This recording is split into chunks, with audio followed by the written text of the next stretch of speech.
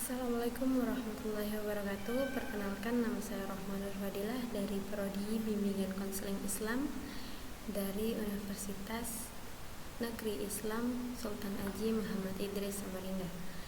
Baik, di sini saya akan menjelaskan mengenai pendekatan psikoanalisa, di mana materi ini ditujukan dalam mata kuliah pengantar psikologi. Baik, langsung saja kita akan membahas materi tersebut. Langsung saja kita masuk pada materi psikoanalisa. Jadi di psikoanalisa ini berfokus pada pemahaman dan juga pengobatan terhadap masalah psikologis melalui pemahaman mengenai tentang alam bawah sadar individu. Dan pendekatan ini juga bergagasan bahwa perilaku manusia itu dipengaruhi oleh dorongan-dorongan yang tidak kita sadari ataupun yang kita sadari atau yang tidak terlihat gitu. Simpulnya dari psikoanalisa ini bahwa manusia itu memiliki potensi tersendiri dalam teori kepribadian, khususnya di pengantar psikologi ini. Dan teori ini juga berusaha untuk memahami manusia baik dari permukaan terluarnya hingga permukaan terdalamnya, yaitu ketidaksadaran. Baik, selanjutnya yaitu salah satu tokoh yang sangat berperan penting di psikoanalisa, yaitu Sigmund Freud, di mana dia dijuluki sebagai bapak psikoanalisa. Dan dia mengemukakan bahwa mempelajari alam bawah sadar itu melalui pengalaman masa lalu, dan pengalaman masa yang akan mendatang itu hanyalah pengulangan dari pengalaman masa lalu. Jadi Freud ini tidak berfokuskan pada perkembangan setelah pubertas, karena menurutnya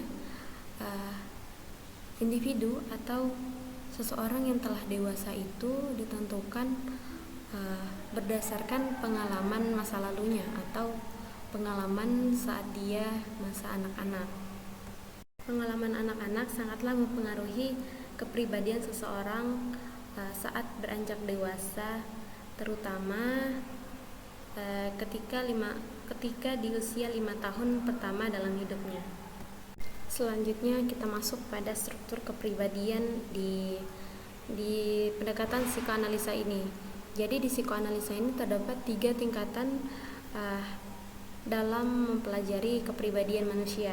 Yang pertama ada ID, yang kemudian ada ego, yang ketiga ada superego. Dan tingkatan paling pertama yaitu adalah ID. ID yaitu berada di alam bawah sadar, atau biasanya ini merupakan suatu keinginan.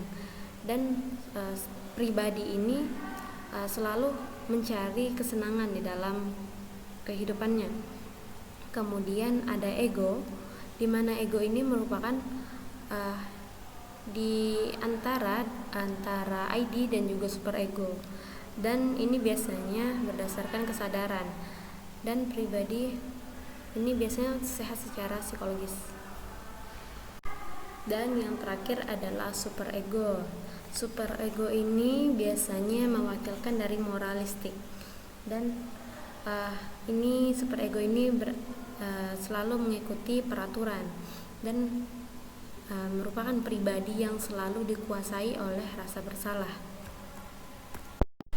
Contohnya, dia ini selalu mudah menyalahkan seseorang karena tidak menjalankan atau mengikuti peraturan yang telah dibuat. Jadi ini cenderung seperti orang harus selalu mengikuti apa yang kita inginkan gitu di superego ini.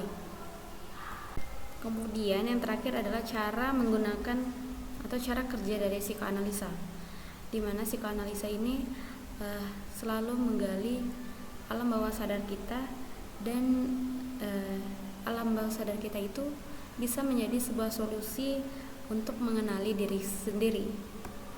Kemudian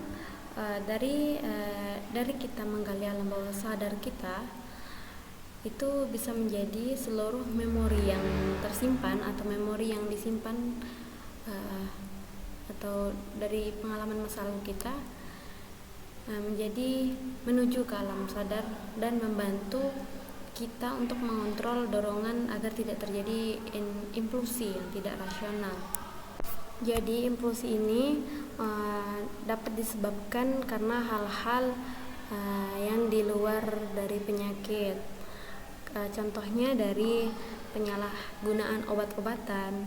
Biasanya kalau masalah tidak selesai, ujung-ujung dia akan menghabisi nyawanya atau bunuh diri. Kemudian dia dapat membahayakan dirinya sendiri.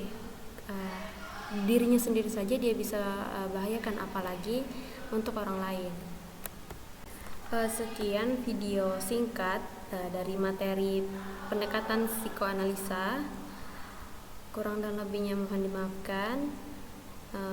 Semoga dapat dimengerti. Saya Rohman Nurfadilah, pamit undur diri. Wassalamualaikum warahmatullahi wabarakatuh.